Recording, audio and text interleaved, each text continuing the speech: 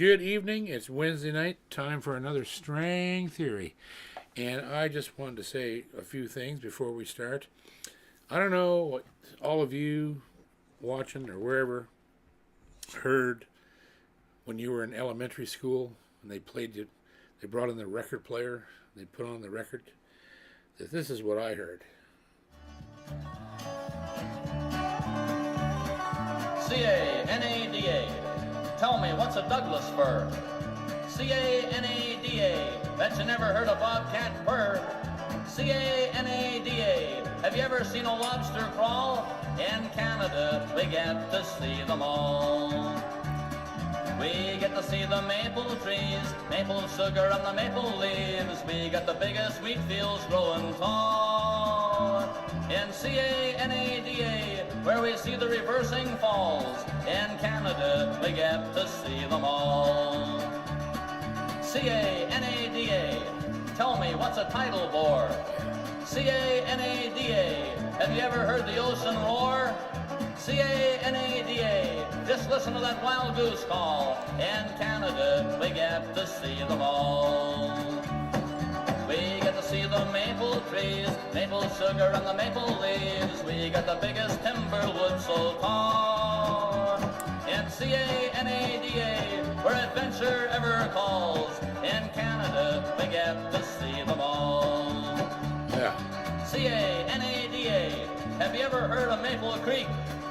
C-A-N-A-D-A, bet you never seen a mountain peak. C-A-N-A-D-A, in the land of the big snowball. In Canada, we get to see them all. We get to see the maple trees, maple sugar on the maple leaves. We got the biggest wheat fields growing tall. In C-A-N-A-D-A, where we see the reversing falls. In Canada, we get to see them all. C-A-N-A-D-A, have you ever seen a magnetic hill? C-A-N-A-D-A, or a lady on a dollar bill. C-A-N-A-D-A, bet you never seen the autumn fall. In Canada, we get to see them all. We get to see the maple trees, maple sugar and the maple leaves. We got the biggest timber wood so tall. In C-A-N-A-D-A, where adventure ever calls. In Canada, we get to see them all. I say in Canada, we get to see them all. Goddamn right, as Tom would say. That, of course, was Stomping Tom. And a very fitting song. By God, that's about all I gotta say right now. And I grew up with that music and was blessed to work with him and knew him for 20 years. And my God, that guy was a wicked entertainer. If you don't know who Stompin' Tom is, you should probably find out. Because strangely enough, when I made my announcements this week about my future touring habits, being only in Canada, the media's crawled all over me. I'll be on global television tomorrow. The papers called me today. First reporter called me, didn't know Stompin' Tom, and he was from the Cape Breton Post. I almost jumped through the phone and punched him in the neck. And I said, look, buddy, if you're going to talk to me, you better go. Well, what songs do I listen to? I said, you don't listen to any songs. Go on YouTube and find every Stompin' Tom interview that you can find. And that will tell you who he is. And it'll tell you who we are. That's the key. So, there we go. There's old Stomper. Love him to death. Just lost all my fucking money. I don't care. Stompin' Tom. Fucking Stompin' Tom. Yes, sir. So, there we go. Take that. Who's the first question? Fucking yeah. Goddamn right. I don't really have any questions yet. Well, did you even turn on the studio? Yes, it is. Okay, good. Yeah, At least we have sound. At least I didn't sit there and enjoy that and nobody else heard it. It's just a mime show. Yes. So we should mention our partners, who I love dearly. Boucher, Levy's, G&G Music, the Guitar House in Mississauga, Ontario, Brickhouse Guitars and Kitchener Acoustic Shoppy in Springfield, Missouri. My buddies down there. Parkway Music, Albany, New York. Good people. The K&K Sound, Gallagher, Alvarez, Yeri, St. Louis Music, Yamaha, Close Guitars, Cody Guitars, D'Addario, Apollo Picks, Epiphone, Gibson, Blue Chip Picks, Tone Slab, LR Bags, Maestro, or not Maestro anymore, Hose and Guitars, George Crackett, my brother in Albany, Emerald Guitars. There's some things going to happen there soon. I've been talking to Mark Hogan about some new videos and things we're going to try this year with that beautiful guitar they sent me. The Nova Scotia SPCA, Charm Life Picks, Picker's Grip, Kennard Guitars in Nacogdoches, Texas, Edmondson Guitars in Fairhope, Alabama, Flamand Guitars out in Green, Iowa, Cirrus Guitars, my buddy MJ Franks in just outside of Detroit, and they're just finishing a new guitar for me, which is going to be incredibly special, and you can't wait for you to see it. Rickard Banjos in Ontario and Deering Banjos, our friends out in California. I've had numerous calls now in the last couple of days from my American brethren who provide me instruments and friendship and all of these things, and they were all worried. Oh, you're not going to talk about us anymore? Are you mad? You hate us now? I said, no, I don't hate you, and I hate you at all. Matter of fact, we need to maintain harder than ever because that's what we need to do. The brothership, the brotherhood, and the fellowship between our two countries is priceless, and music makes that happen. And people working together and loving each other and being friends and helping each other, that's what brings the music out to people everywhere in the world. So there's no way, despite everything else that's going on and the decisions I've made as an entertainer, doesn't change my feeling for my friends down there, my family down there, and my guitar family down there. The guys out at K&K Sound have been with me from day one. I've been using their stuff for 20 years. It's just, that's never going to change.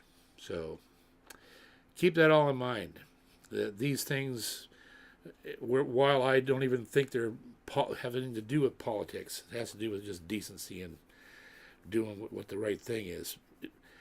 The main part is that we stick together. We stay together in Canada, and we stick with our friends who we know are our friends.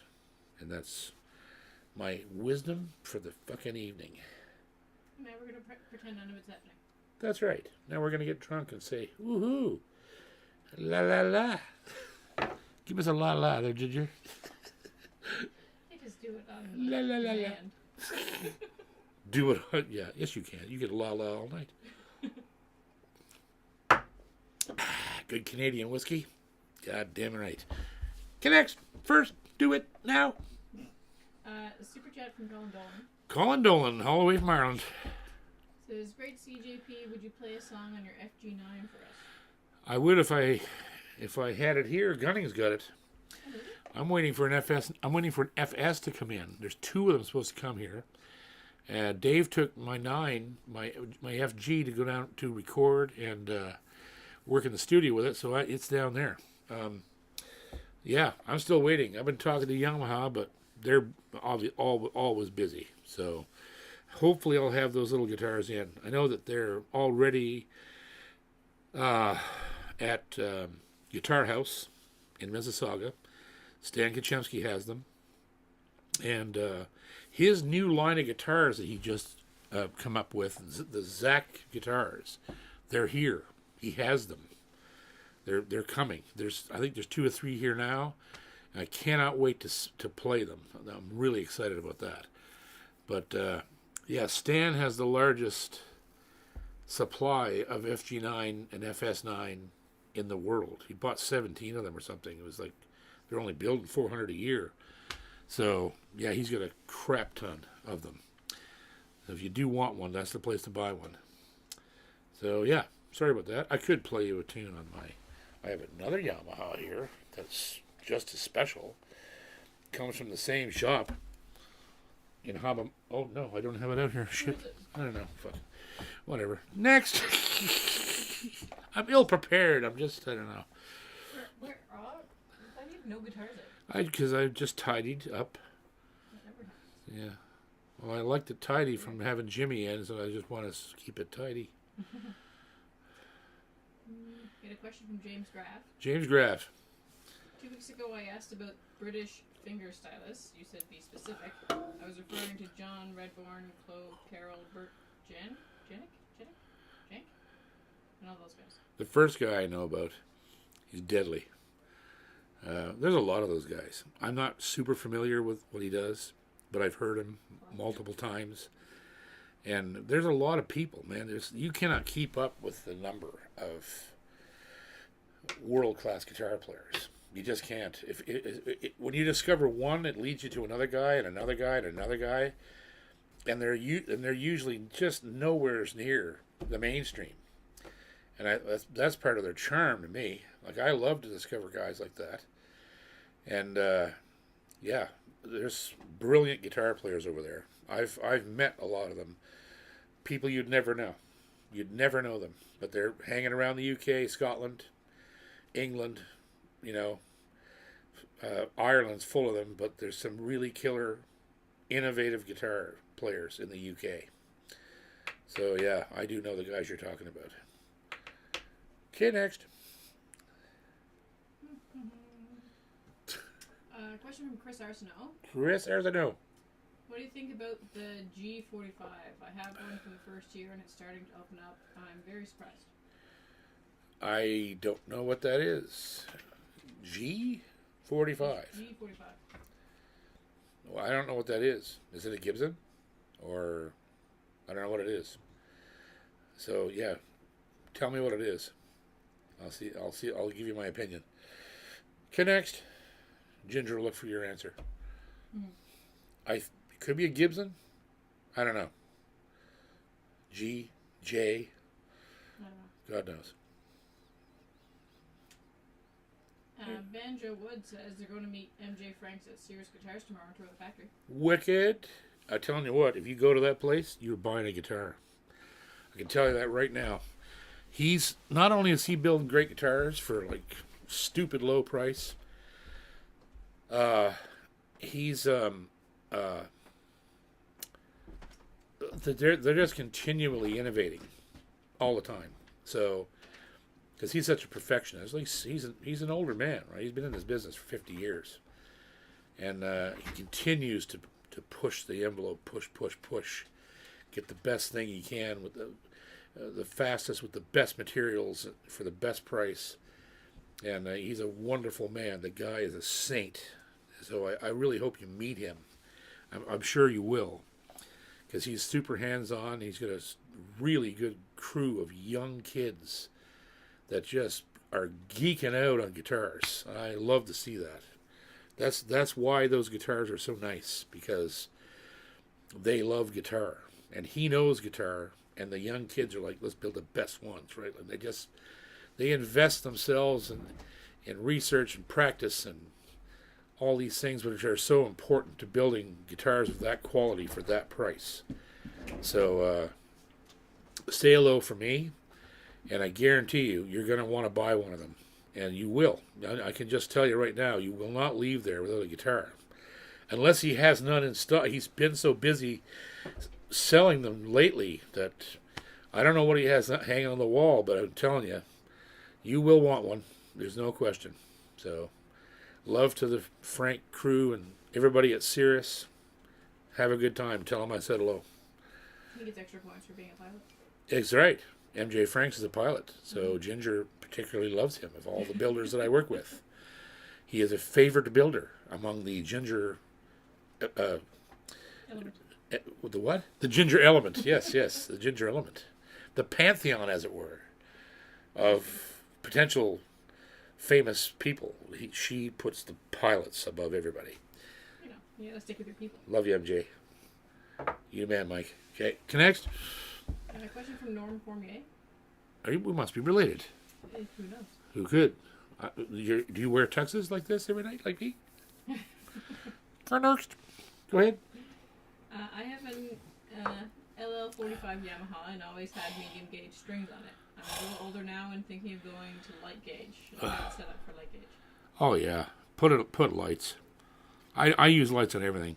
Does he have to change his setup though, or can No. he just change strings? No, it doesn't change setup at all. All you have to do, you might possibly have to loosen the truss an eighth of a turn, because the strings won't pull the neck as hard, so your action may be low. And if it is, just loosen the truss a hair, and it'll come right up where it's supposed to be. That guitar, I had one of those back in the 80s. And I've talked about it on the show before. I still regret to this day not like selling my body in the bus station to pay for that guitar. I should have.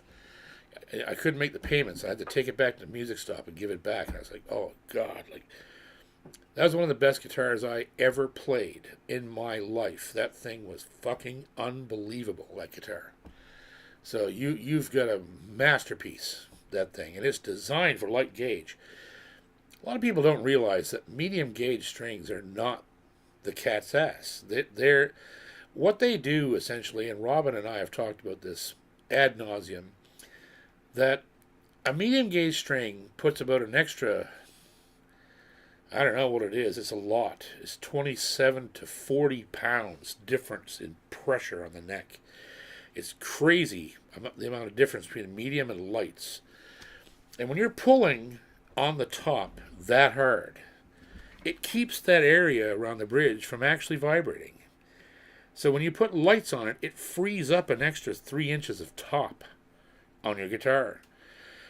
So that's hugely important. And it's way less stress on the neck. It's way less stress on the bridge plate, the binding, everything. It's just way less stress. And if you find that you're rattling and doing all this shit, it's because you're playing too hard. Stop playing so hard. You don't have to play hard. I play with huge picks, and I play hard for a guy, I play pretty hard. But I've changed my attack so that you can't tell. If you put me with a guy, let's say with a D28 Martin with medium gauge strings on it, and I pick up my LJ36, Hamamatsu custom shop with lights on it, and play beside him, there'll be no difference in volume, and there'll be no difference in tone. Because he's ripping out, killing himself, hitting those mediums, and I'm finessing it and getting all the volume out, all the vibration out of the top, all those things. So stay away from mediums if you can. They're really, really hard on the guitar. And if you'll remember, there was years where every single Martin was stamped on the inside, and it said light gauge strings only, but nobody paid attention to that. I believe this was before they put truss systems in the necks, and that's why so many Martins ended up having to have neck resets, because the fucking medium gauge pulled the goddamn neck out of the guitar. So listen, if the builder's saying don't put mediums, right? Robin's another great example. His bluegrass geese guitars, right? The bluegrass goose, they're designed for medium gauge strings, but you don't have to put them on. But the guitar is specially braced to withstand the pressure of medium gauge strings. His studio goose guitars are all braced for lights. So you wouldn't want to put mediums on those. You could, but it would just strangle the guitar. But even he knows, like he's like, you can't. If you're going to use medium gauge, you got to brace the guitar differently, so that you're not pulling the top out and the bridge out, and not strangling that big circle of wood around the bridge, where the top is so busy trying to hold itself together that it can't vibrate, right? So, yeah, it's a fascinating conversation. But anyway, your LL45, I would give anything to play that guitar. I'd love to see that thing, and because I know it would remind me of my own, and it would bring back all my heartache and tears of having to lose that guitar. But Go to lights. You'll be happy you did. The guitar will sound better, be louder, easier to play. Driver. Next. The G45 is a Gibson 45 without the sound port. Oh, it must be one of those new ones that are like Spartan satin finish. Is that the ones? That must be the ones. I bought one of those the year they came out. It was a couple of years ago. And you were with me, Ginger. I played it at that gig we went to in PEI. Remember when I sang? Yeah, when I sang Billy. No, it was the Copper Bottom. Oh. Where I got the golf clap for Billy Likes Boys. Mm-hmm. That was the guitar I was playing, and I actually switched out in the middle of the night back to the Mona Lisa because I couldn't play it. That thing was beautiful guitar, but it had something loose in it. There was a loose brace or a loose. There was something inside that guitar that was rattling around that was wooden. And then I looked inside, and I couldn't believe my eyes, but there was a big hunk of fucking wood hanging off one of the braces where they had gone in with a chisel and shaped the brace and didn't even bother knocking off this big hunk of crap they just shaved off. And I took it back to the L&M and PEI, and I said, boys, I ain't paying for this. I didn't sign up for this shit. I mean, it was a $3,000 guitar. And I said, look at the inside of this thing. It looks like it was done at kindergarten time. Like, inside of it was just horrible. It was glue squish out everywhere. The pieces of wood hanging off the bracing. There was sawdust in it. I was like, no, I love it. It sounds great. And it did. It sounded great. It sounded great plugged in. But there was just all this jank. And I was like, I don't need this shit. I have guitars that are clean inside and out, right? So, and don't get me wrong, because I love Gibsons. I think Gibsons are great guitars. I still am looking for my two guitars that I don't own. I have a beautiful J45 reissue here that I'll probably never sell because I love it too much. And my two other guitars that I'll own before I kick the bucket is a J200 and a Hummingbird. Those are the two guitars that I want. Haven't you had several Hummingbirds? No, all Epiphones. Oh. Yeah, I want a Gibson. I want the Gibson Hummingbird, the one, right? And it's so subjective that I've just never been able to find one that I wanted to pay that kind of money for. And it's the same thing with the 200s. Like, they cost, after tax, they cost $9,000. I could buy a Boucher. I could buy two Bouchers for that, right? Yeah, I could buy two bottom tier Bouchers for that, or I could buy a Gallagher and a half, or I could buy probably three Yaris of the a couple of Laureates and a handmade Yari. I could do that. I mean, there's so much you could buy with that money to tie it up in something that's not like 1,000% perfection. I just can't do it. I want to own it, but it's going to be the one. I got to walk in, take it off the wall, play it, and go, holy shit. The sound of this thing, the playability of it, blah, blah, blah, it has to be perfect. And a buddy I've been looking for at least 20 years. 20 years I've been looking for those two guitars. And I mind you, I should say that I found one in Kentucky when I was down there with Stephen Baker was with me. He remembers. We went into this music store up in the mountains there. We were visiting Eli Patrick. Went into this beautiful music store in the middle of the mountains there in Kentucky. And they had about 50 Gibsons in the crate still. And I said, what models do you think you have here? And the guy's like, well, let's open a couple. So he opened the first one, and it was a Hummingbird. And I said, oh, man, that's beautiful. Can I play it? And when I played that guitar, I almost cried. I was like, this is the guitar. But I didn't have the money. It was $5,400 American at the time, and I was like, "There's no way, I can't do it." I mean, Ginger's really good to me, and she lets me horse trade and invest money, and then sell stuff to get it back, and blah blah blah. But when you're out in the road and you got nothing to trade, and you're not sure what you can sell to pay for it, you just can't spend that kind of money. And so I had to leave it there. But it was heartbreaking. But I might find another one day, and be in the position where it's like, oh yeah, I got $5,000 with a guitar, I can trade for it if it's at the right music store, right? So same thing with the SJ200, but I don't think I'll ever find one of those that will kill me, just waste me. Because if I did, then I'm into, a $9,000 purchase. So that's a lot of money for one guitar, So anyhow, sorry I went down the rabbit hole, but I love Gibson. I love Gibson, and Epiphone's they've been so good to me, and they're just really, really nice people. And I still have the guitars. I mean, I love Epiphone, the new IBGs, and all the stuff that I have here from them. I love those guitars. They're just brilliant. So, kind of a next best thing. Things that are very unique that Gibson doesn't even make.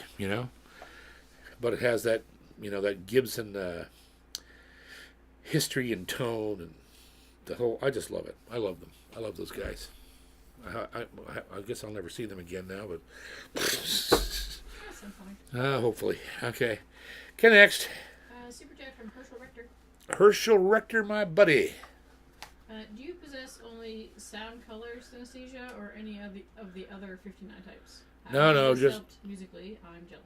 No, mine's color and shape.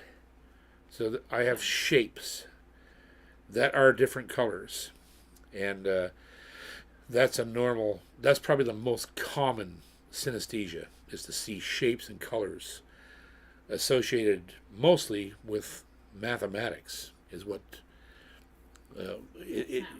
not sound. No, synesthesia happens with sound, but it's way more common in mathematicians, where they see physics and math and equations as in colors and shapes. And it's like thinking of an equation makes them see it in this other way that they can't translate to somebody who doesn't know what they're seeing, right? So yeah, I just have colors and shapes. I don't have any other kind of weird neurological shit show when I play. The other half of this question is, how has this helped musically? Oh, it helps immensely because I can see when I'm making a mistake.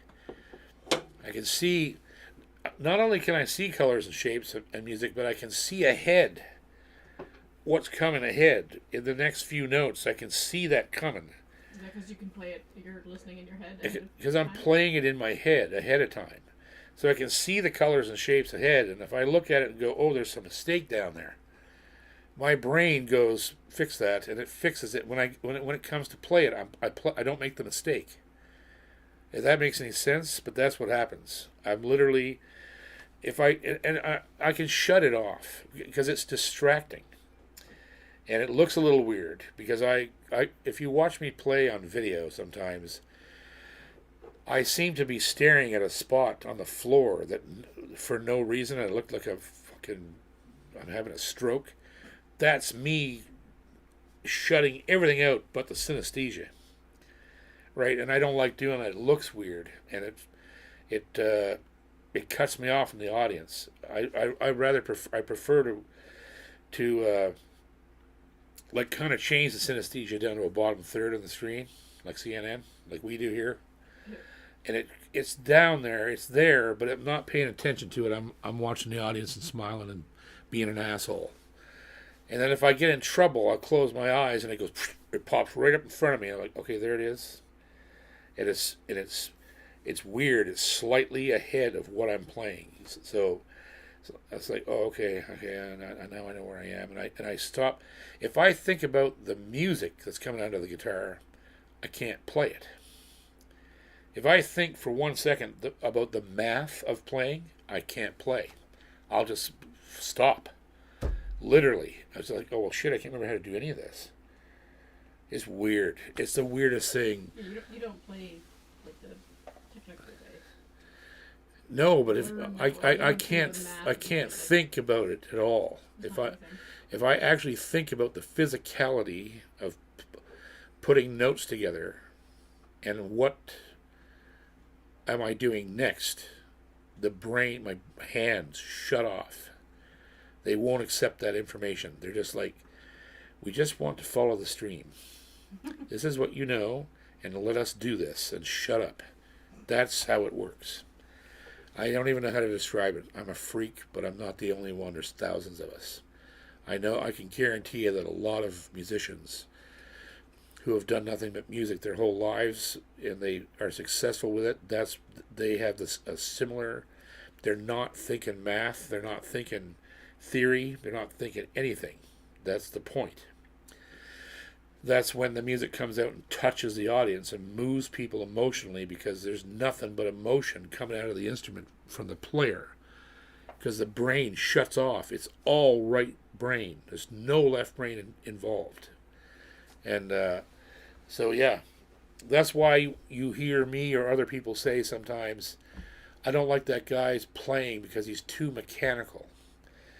And that's a common thing. When you hear a guy who's brilliant, but you can just see the fucking math going by, like equations left and right, a long stream of numbers. When he's playing, you can tell that he's not feeling what he's playing. He's just thinking it. And he's probably genius. But you listen and go, yeah, he's really good, but it doesn't make me, I don't have any feelings about it. It just impresses me, and it's really cool, but it doesn't have any, he's not connecting to me inside, right? And that's the difference. There's a huge difference there, and there's many people who, a lot of symphony players will be such scholars, and they play their music, and you hear the perfection of what they do. But you realize you're watching them and you're going, if I took that music away, they'd stop playing. Right? They're genius technicians. They can do, and they can emulate emotion from what they see on a page.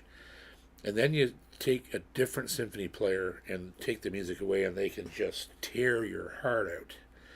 Because they're beyond, they can do the thing with the sheet music, but they can do something else as well, which is the emotional side of playing, where they just close their eyes and they play and they listen to the instrument and they don't think about anything, they just play. And those are the guys, man, those are the Itzhak Perlmans of the world, the Yehudi Menuhins and the Yasha Heifetzes, and those are the guys. They didn't look at music. They might have learned it from music initially, but once they did, they threw that away and they played it from their heart. Probably using something very similar to synesthesia, where they're actually seeing everything in their head. They're hearing the emotion. They're seeing the color.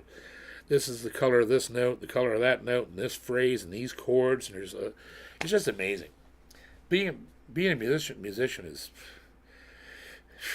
it's the most inexact science of all, but it's also the most fascinating, and it moves. Poor Jacko. Jacko. Shit. Everybody? Jack was still kicking. He's a little better now. His cough is a little better. He's been getting better. We double up his meds. All the good drugs. He's got all the good drugs. Yeah. Yeah, poor old buddy. He's a good old doggo. Okay, next. Super chat from Clarence J. Clarence J. I wonder why I never hear anyone talk about Smiley Bates. I grew up listening to his picking tapes. My name is John Cormier as well, by the way. Oh, wicked. Well, Smiley Bates was a really good guitar player, but he had horrible tone. I think he sort of played the old way. I compare him a lot to Hank Snow, who was a great guitar player, but Hank played everything way back by the saddle, and his tone was very sharp, and because he had to be, he was trying to play over a 4-piece country band with everybody going through one mic. And I think Smiley sort of adopted that as well. He come up playing hard, loud clubs and with no pickups, or shitty pickups, trying to play through a mic, and he had to play way the fuck back there so to take all the bottom end of the guitar. And but his technique was scary. He was a machine. He didn't ad lib very much. He built breaks and played them flawlessly. And I think that one of the reasons that he didn't age well after he died was he apparently was not a very nice man. All the stories that I've heard about him are horror stories. And that makes me sad, because obviously, you don't want to be mean to people who are your fans, like outwardly just aggressively rude to people. And that's what he did a lot of the times. Not all the time, but I've heard probably a dozen stories of people that met him or took their kids to meet him, and he give the kids a hard time, and he was a bit of a hard drinker and stuff, so I think he kind of screwed himself. Like he wrecked having a legacy beyond what we can know by listening to all those great old recordings he did. And he was a tremendous singer-songwriter as well. Not a lot of people know that he wrote the Ballad of Ira Hayes that Johnny Cash recorded, or co-wrote it. But that's how good he was. He was a great singer-songwriter and a tremendous entertainer. People loved him. They loved him, right? Until you got to meet him. I guess, apparently. I don't know. But I've never heard anything good about him. So, even guys like Eddie Poirier, who made records with him and knew him for years, like way back in the early 70s, Eddie won't even hardly talk about him. He's just like, fucking Smiley, Jesus. Like, you know what I mean? I hate that. The guy should have eased the fuck up a little so that we could love him a little bit now. He's gone, right? And he went too soon. He died young of throat cancer, and it was just stupid. He drank hard, smoked hard, and lived hard, and he left behind very few really poor recorded albums. His albums were horrendously bad for recording, because I don't think he wanted to put any money in it, and he just went in, took a small band, and recorded a 45-minute album in 50 minutes.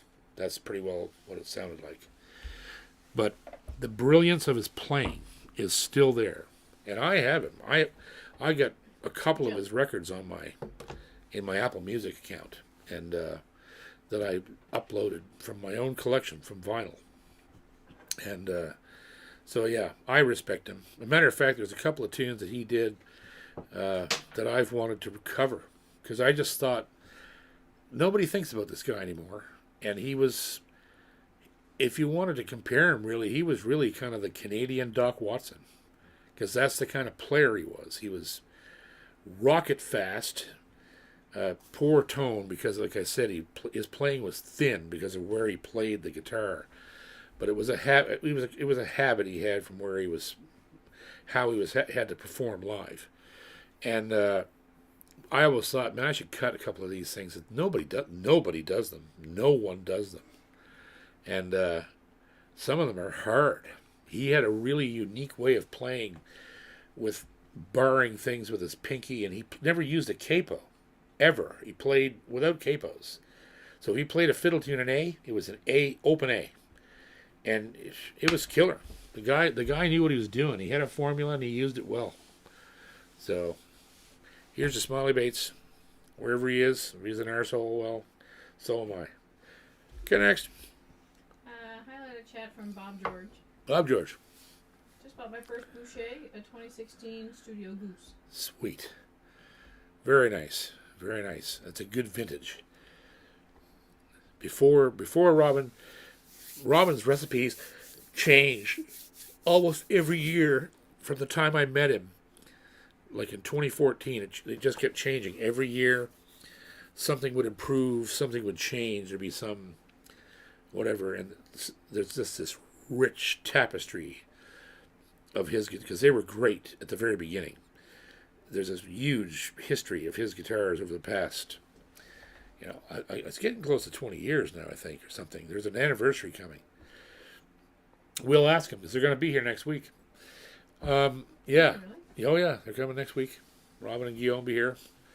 And, yeah. Well, good on you. I should take a minute to mention, too, right now, some exciting news is that we've decided to pour the steam on Master Music Method.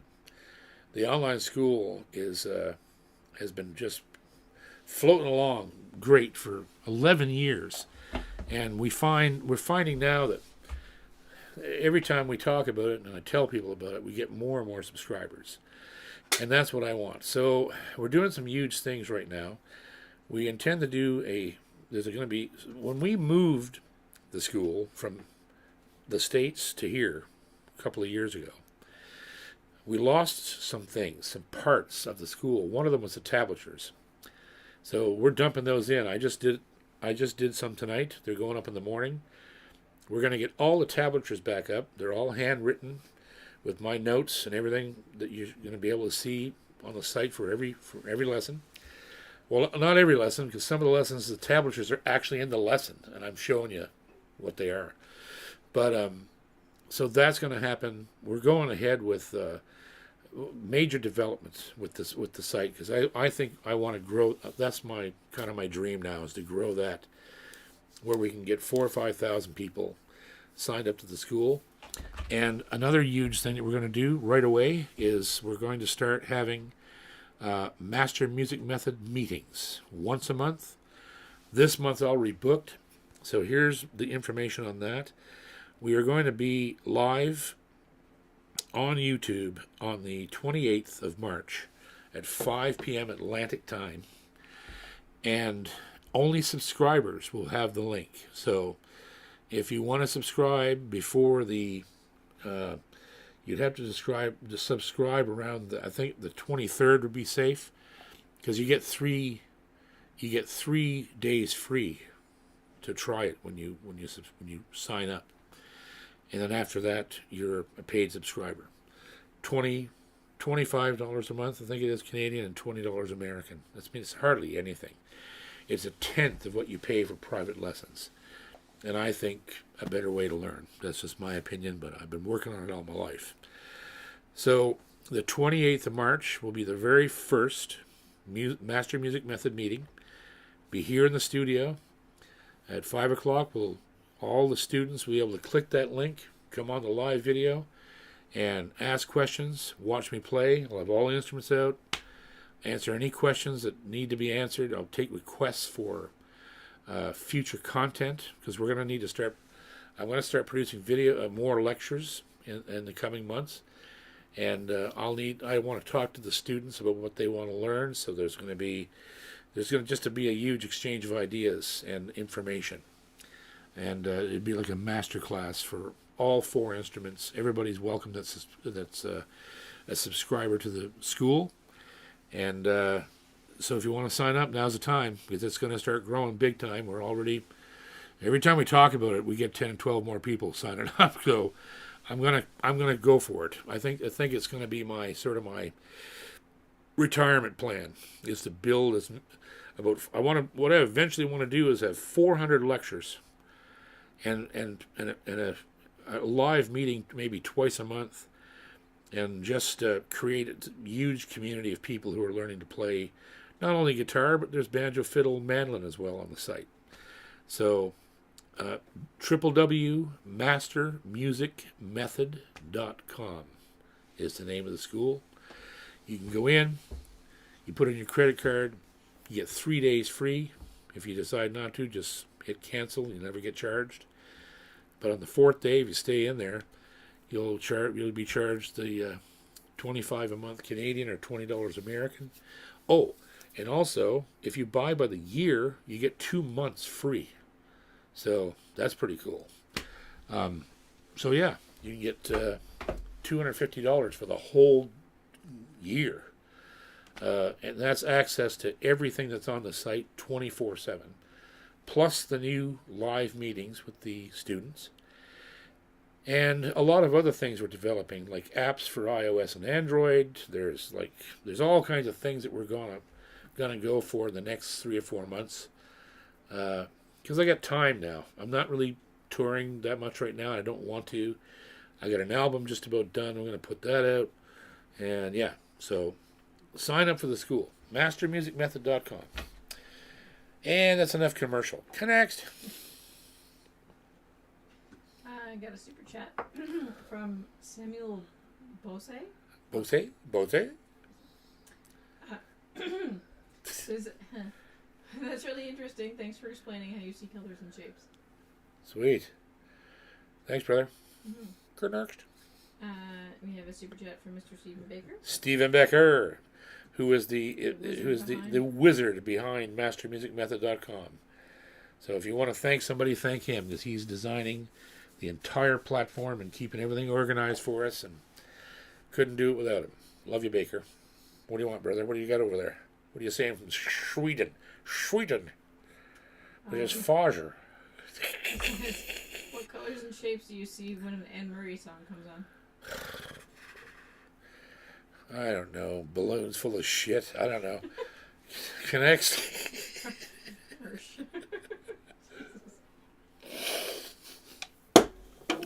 I'm going to run into her one time in the city, I know. She lives in Halifax now. I'll just be walking into the store one day. It'll be Anne Murray standing there. She'll punch me right in the fucking head. Making fun of her all this time. I'm only kidding. I love Anne Murray. Next. We have a super chat from Scott Belche. Jack is watching the screen now. Like, what's the next question? He just wants attention. There you go, buddy. I bet. What was the question? I'm not entirely sure what the question is. What's the guitarist with beats action? Oh, what's the guitar with the best action? Maybe. Any guitar can have the best action. Because any guitar can be set up to have the action you want. So, doesn't matter. Now, mind you, with that being said, in my opinion, I don't like guitars with 11/16 wide nuts. I want 1 3/4 inch nut width, and that really affects your action or the playability, the space on the fretboard. So if you do want a guitar that's really nice and easy to play, get one that has a 1 3/4 inch nut width, and after that, it's just a matter of adjusting saddle and truss, and you can put the action wherever you want it.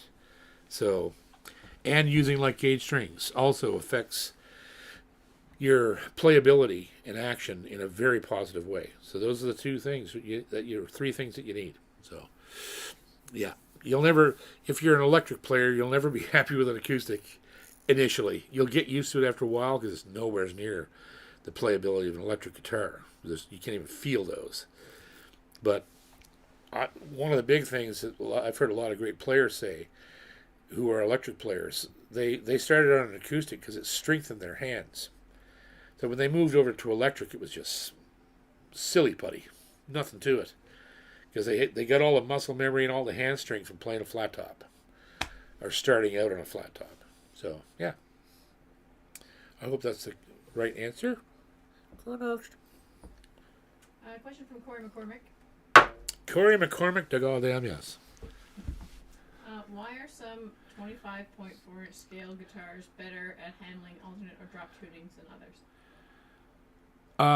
Because the scale of a guitar, generally speaking, puts the bridge either further or closer to the sound hole.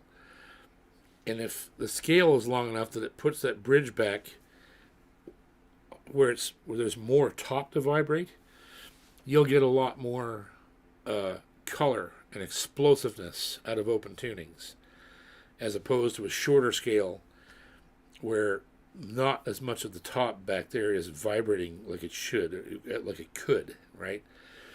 The long scale guitars in a small body always sound awesome.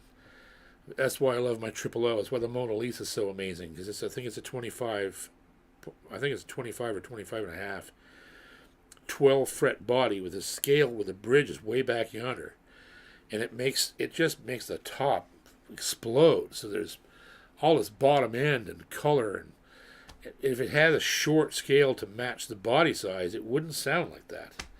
So I think it has to do with the scale size against whatever body size you're dealing with. OM, Dreadnought, Triple O, Double O, Parlor, right? So yeah, that's sort of what it is. If the scale is good for the body size and vibrating enough at the top, you'll find that open tunings and playing a heavy bottom end is going to sound fantastic, right? So yeah, that's sort of a basic understanding of scale length. It's still, because so many people use weird scale lengths, but they seem to work, right? Gallagher has a strange scale length. Martin has a different one. Boucher has a different one. Collings experiments with scale length. So, and that's why they're experimenting, to find out where that bridge should go to get the most out of the top. So, yeah, that's a good question. Next. Question from Mike Timmons. Mike Timmons, my buddy. What do you think of the Yamaha LD guitars? I picked them up for $200. It sounds great. Oh, they're awesome. They were like the poor man's double L. Those are awesome. I wish I had one of those too. I did have one years ago. But you had the LL series, the L45 that we were talking about earlier, and then the LD was sort of like the Chinese factory version of the double L's, which were made in the shop in Hamamatsu. The LD was like today we have the FG5, which is a custom shop built. The FG3, same materials, but built in a small factory in China, right? So this was the same idea. Yamaha's always done the same thing. They're very consistent and smart about what they put out. So there will be, as all of those went, the FG9, the 9 series, is not the last we're going to hear from Yamaha about that world. And I can't really say anything else, but take it from what's already happened. When the high-end guitars came out, there was a level just below them that came out as well. Because they always want to make their instruments affordable for people, and at the same time give people an expensive option. If they want to have a custom shop guitar for $5,000, $6,000, $7,000, here they are. If you want the same love but for half the price, here's this. It's built the same specs, same everything, but it's built by a larger group of people in a factory, an assembly line situation, but not a full factory, because those are where the 800 series, like the $200 and $300 Yamahas, they're built in factories, and they're still awesome. They're still unbelievable. But there's a smaller factory that deals with the models that are right underneath the shit hot ones, right? And that's always been the case with Yamaha. So the LD series, I love those guitars. They're just amazing. So yeah, you got a great guitar, no question. Next. Question from Randy Hall. Yes. I got a Yari FYM 60 HD. Nice. What size strings would you recommend? What's that? What size strings? Yeah. Oh, light gauge, all the way. Only use light gauge, man. Especially that guitar. That guitar is designed for lights. I use lights on everything I got. I got 2 Honduran mahogany Yaris. I will never part with them. I'm actually going to be selling my DY1 TS soon, because I don't use it anymore since I got the JP Signature model, because that guitar is just stupid. But the Dragon, I call her, and the Hog, the OM that's all mahogany everywhere, and the Dragon, which is the Dreadnought, those guitars are in my will, and I love them. They're just brilliant. So and everything is strung with lights. So, yeah, get on the light gauge train. It's time for everybody to try it. If it's rattly, take the truss and loosen it up and let the neck come a little bit forward. You'll be fine. All good. Goodness gracious. Yeah. Next.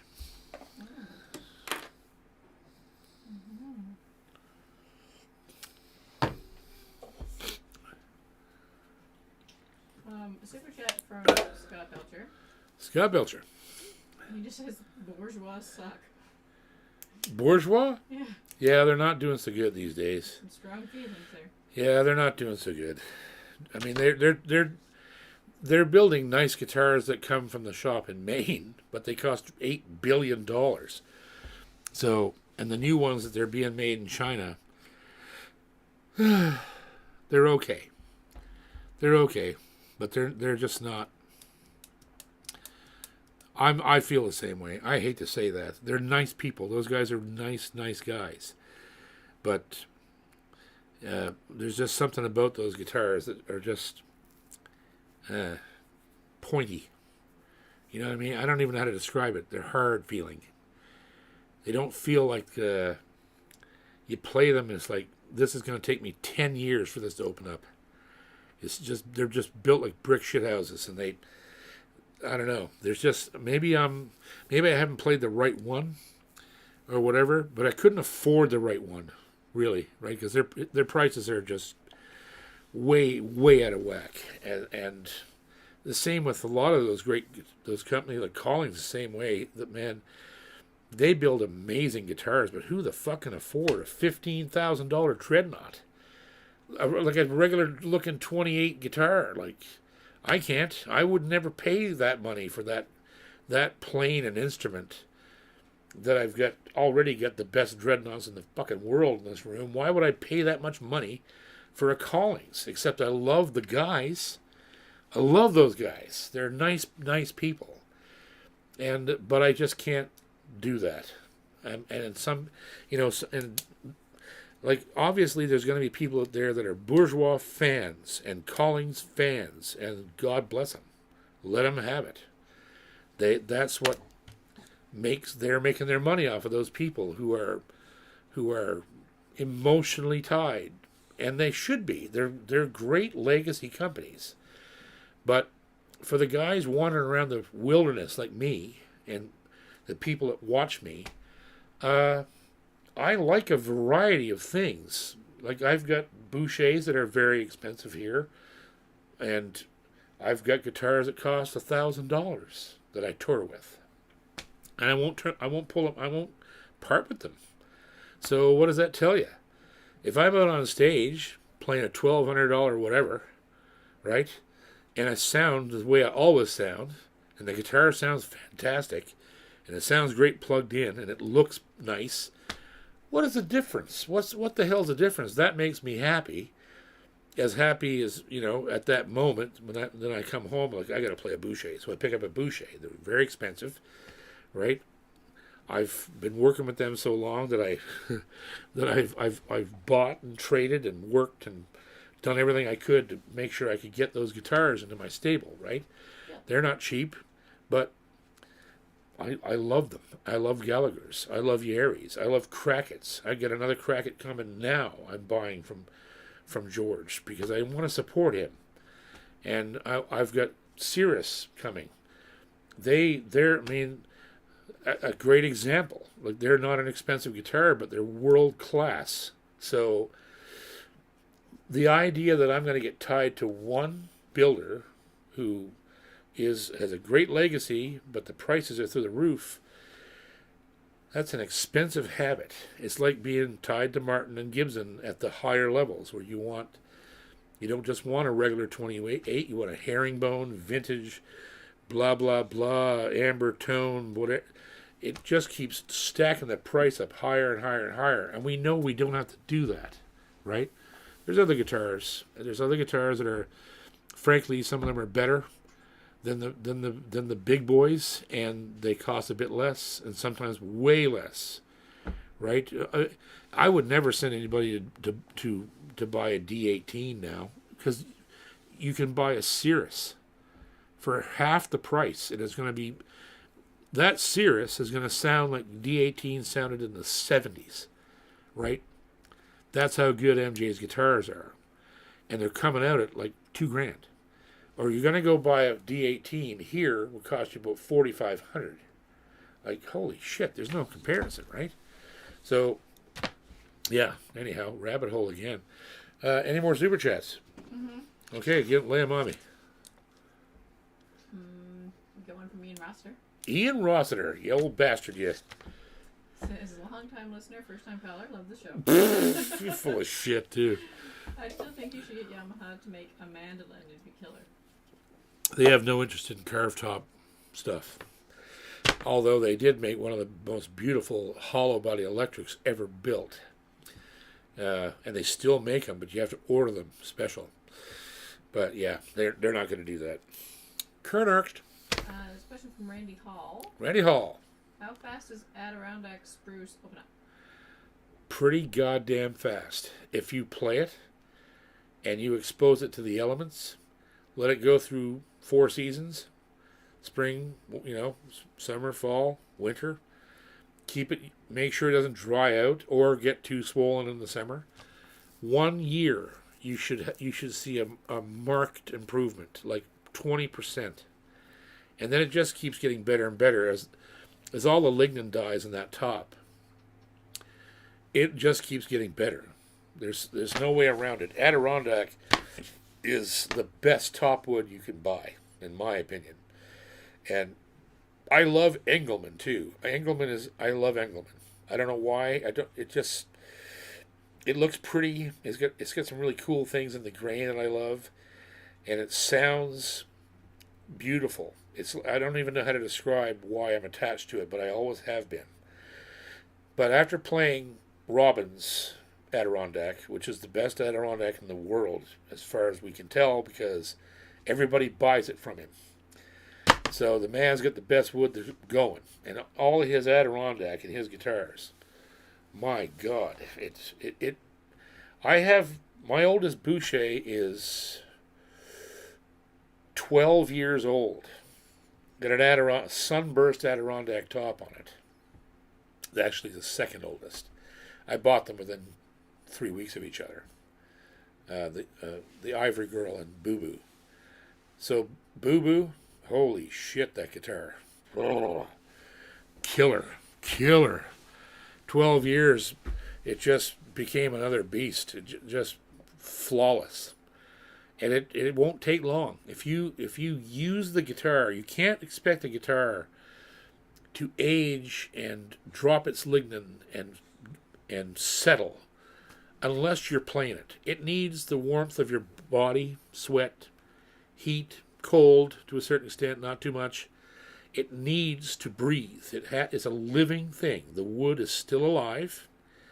If it wasn't, it wouldn't swell up and contract. It's alive. The lignin is still in there. Open the little doors, let the water in and out. That's what that does. And the more you let it do that, the faster that door dies and closes for good. And then the top ages. It changes color. It gets louder. Gets lighter. Literally in weight, it gets lighter, which means it vibrates more. It's just like you got to play them. You can't just sit them in the corner and ignore them and expect them to age. It ain't going to happen. You've got to love your guitar. And when I say love it, I mean love it. Hold it to your chest and play your ass off. And that's how you get it to work. That will increase, or I should say decrease, the time of aging and opening up, as they say, by 50% if you just play the living shit out of it all the time. By the time that guitar opens up 50%, 40%, you should need a new set of frets. That's how much you need to play it. You need to push, play hard all the time, practice, play, love it. The more you love it, the faster it's going to open up. And that's ain't no lie. Poor Jack. And there's Jack coughing on camera. You can see his lungs moving and everything. Okay. Next. a super chat from Ed Benkick. Who?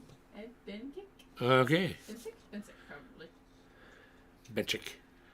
Is spacing between frets based on neck length or manufacturer speeds? My Yamaha is larger than my Eastman Dreadnought versus OM. Okay, say the first part of that again. Is spacing between frets based on neck length or manufacturer speeds?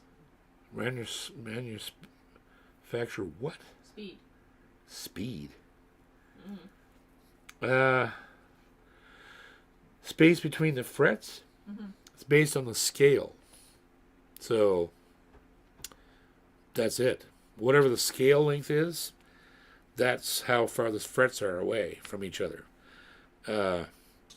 It isn't arbitrary. Companies decide whether it's 24 and a half, 25, whatever the case may be, from the nut to the saddle. And then that dictates where the frets are. So, generally speaking, you shouldn't be able to tell the difference between those measurements on any guitar. Every guitar should basically feel the same, even though it's minutely different by sometimes micrometers instead of millimeters, right?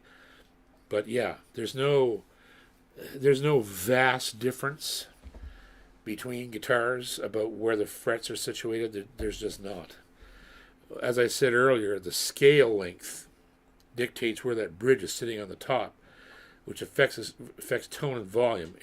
It does affect the placement of the frets, but not so where you would actually notice it from switching scales ever so slightly.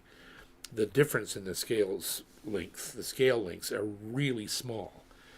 Like I said, it's 24 and a half, 25, 25.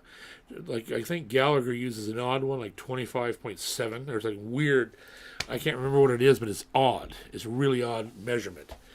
That J.W. Gallagher decided that's what it would be because he wanted the bracing to interact with the top and the bridge a certain way, but it didn't affect the fret. I mean, it just barely affects the positioning of the frets. They're all basically going to be in the same place, no matter what. So, correct.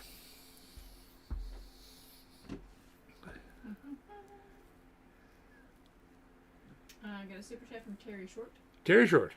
What do you think of the Yamaha F36SD? F36. I'm not sure I know that guitar. The F36. Jesus, I don't know. I don't think I know what that is. I'm going to have to look that up. It must be old. Or maybe it's not. Maybe it's something new I'm not aware of. The F36FD. SD or FD? Well, it says SD, but... What the hell is that? I don't know. I don't know either. But I'm going to look that up. Thanks for the question. I might have learned something about a new Yamaha guitar. It's hard to stump me on those things. I know all the Yamahas pretty well. Next. We got a question from Mr. Canalopoulos in Greece. Sweet. Attaboy.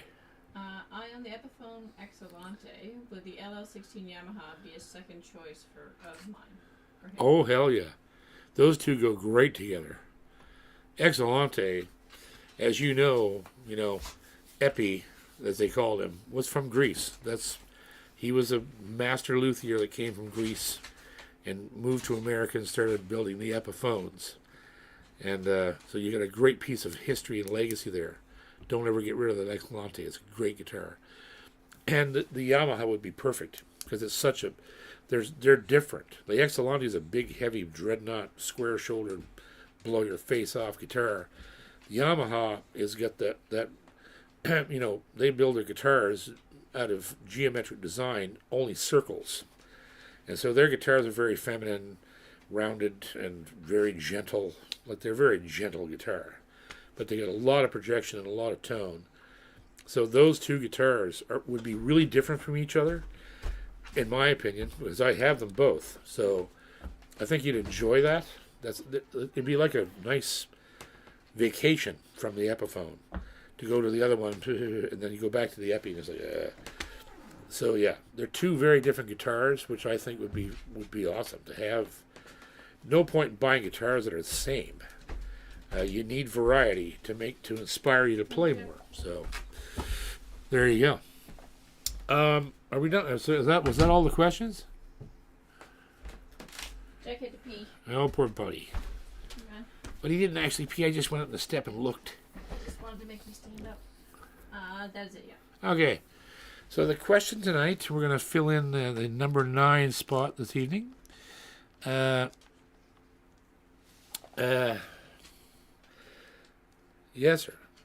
sir. So I'm not sure what to do here. I've got a few ideas. Okay, I'll do this one. What town was Stomping Tom Connors born in? That's the question. And while we're waiting, we'll play a little tune here. Battery 30%. Yes, I know. You're The okay. Stormtrooper. You're okay. I'm just going to whip up a little tune here to go with our opener. We'll just stick this on. It goes well with the opening song. With just one step upon the lonely road, It's a song I wrote for Tom, of course. and you were on your way. Thanks to all our partners. Don't forget to sign up for mastermusicmethod.com. Heavy load. I swear to God, it's the best way to learn. It's the best way to learn. I was watching the old videos today and rewriting tabs and stuff, and even I was like, You would be Jesus, because some of the videos, I started this 11 years ago. Some of the early videos are just amazing. I was going, I'm giving this away for nothing. Because it's, even I was learning stuff from my own videos, insights I had back then when I was really deep into making the lectures. So it's a great way to learn. If you want to learn to play guitar, fiddle, mandolin, banjo, especially guitar. We don't have a lot of subscribers in the other instruments, but they love guitar. So sign her up. Come be with us. And we'll see you the 28th of March at the Master Music Method live meeting at 5 o'clock Atlantic. Right here on this channel. The subscribers will see the link on the homepage. And there you go. So, who's our answers? Who's our first answer? There was one that was close, but they spelled it wrong. What do you mean? It said Spinner's Pond. No, he's not. He wasn't born there. Then we have Oyster Pond, Nope. St. John, There you go. Who was that? Mike Timmons. Mike Timmons. You're in. At John, New Brunswick, but I'm assuming he meant St. John. Yeah, St. John, New Brunswick. That's where he was born. Mike Timmons. Oh wait, no, I lied. Someone got it first. Adam K had St. John, New Brunswick. There we go. Adam K, buddy. You were number 9. Good answer. He was born in St. John, New Brunswick, Canada. Canada. Canada. I love you guys. We'll see you next week on Strang Theory. And the Boucher boys will be here with us then. So come on and join us. We're going to have fun. I love you. Thanks for supporting.